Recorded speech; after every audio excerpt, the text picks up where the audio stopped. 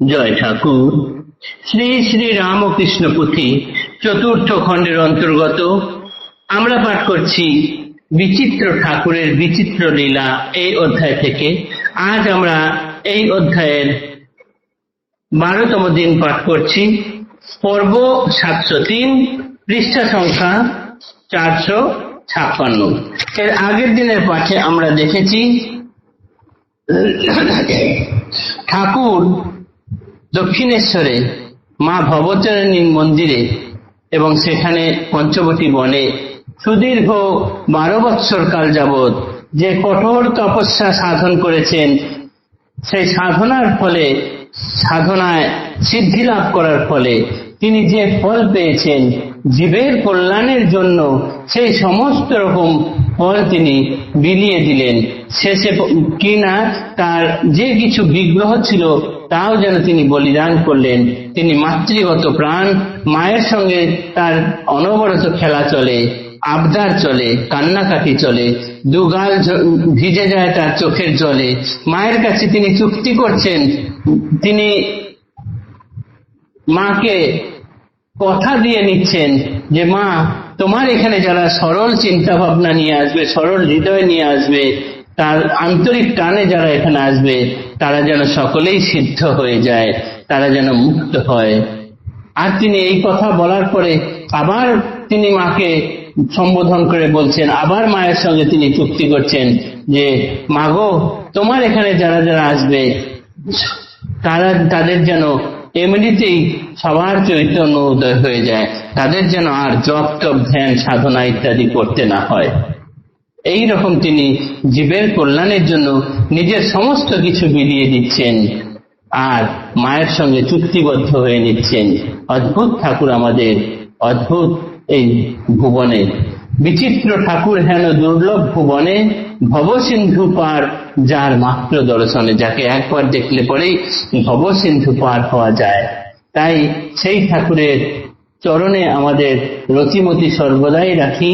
পুথিকার এই কথাই বলেছেন, রতিমতি শ্রীচরণে রাখি অনুক্ষণ, লীলাগীতি সুমধুর করো আকর্ষণ। তারপরের অংশ আজ পাঠ করছি।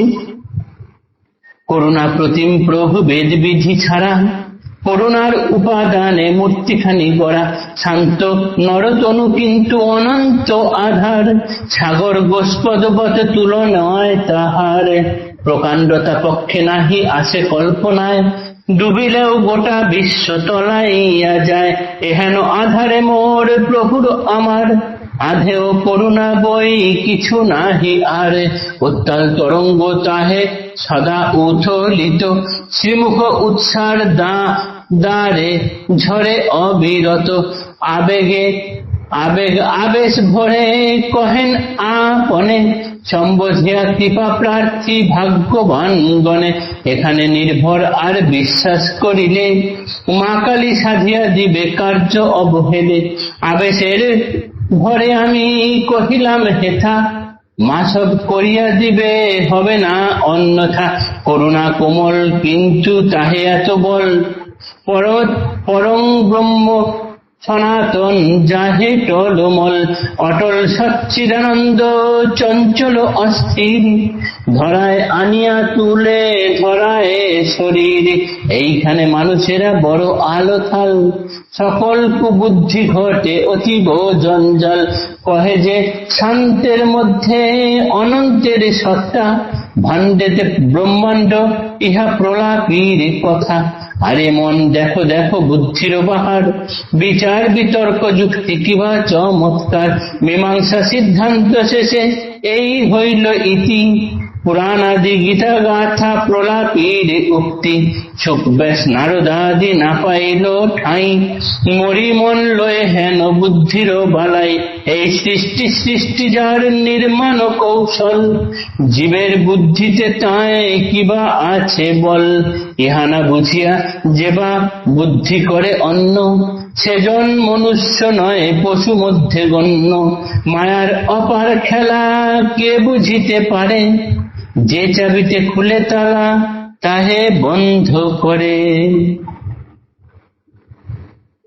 ঠাকুর করুণার ঘনমূর্তি, তার করুণা এত গভীর যেন সাগরও সেখানে গরুর খুরের জলের মতো বলে মনে হয়। গোটা বিশ্ব ডুবে গেলেও তার করুণায় তল পাওয়া যাবে না। এই হেন আধার নিয়ে ঠাকুর আমাদের শরীর ধারণ করে এ ধরায় এসেছেন।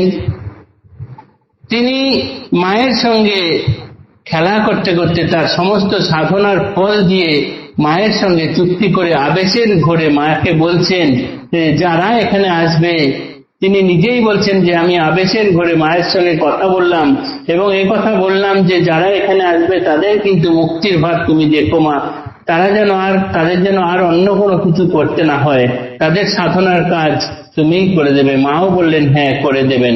এখানে যারা আসবে, মাকে যারা নির্ভর করবে, বিশ্বাস করবে, মা কালী তাদের বাকি সব কাজ অবহেলায় করে দেবেন।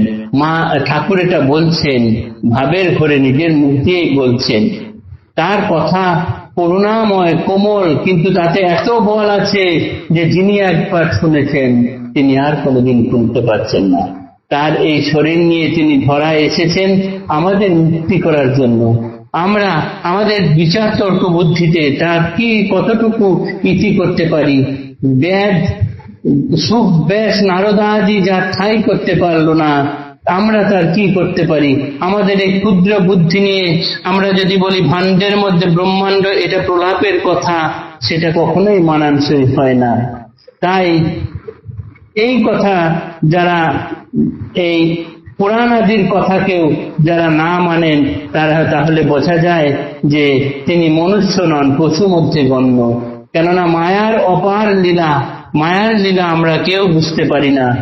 এই তার যে কিভাবে খেলা কে জানে, মায়ার অপার খেলা কে বুঝিতে পারে, যে চাবিতে খুলে তালা তাহে বদ্ধ করে। আজকের পাঠ এতটুকুই থাকলো। সামনের দিনে এর পরের অংশ আবার পাঠ করব। জয় ঠাকুর, নমস্কার।